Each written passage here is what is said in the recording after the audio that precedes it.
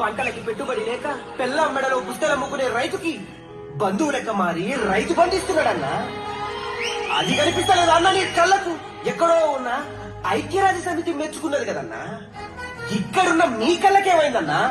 పేదోడుంటే పురి గుడిసెలో ఉండాలి, లేకపోతే అప్పట్లో ఇచ్చిన అగ్గిపెట్ట లాంటి అరలో ఉండాలన్న ఆలోచనను మార్చి పేదోడు కూడా డబుల్ బెడ్ రూములలో దర్జాగా ఉండాలని డబుల్ బెడ్ రూములు ఇచ్చిందన్నా. అవి కనిపిస్తలేవా అన్న నీ కళ్ళకి? 40 లక్షల మంది నిరుపేదలకి పింఛనిస్తున్నాడు, ఆదుకుంటున్నాడు. చేతనైనోడికి నౌకరిస్తున్నాడు, చేతగానోడికి పింఛనిస్తున్నాడు.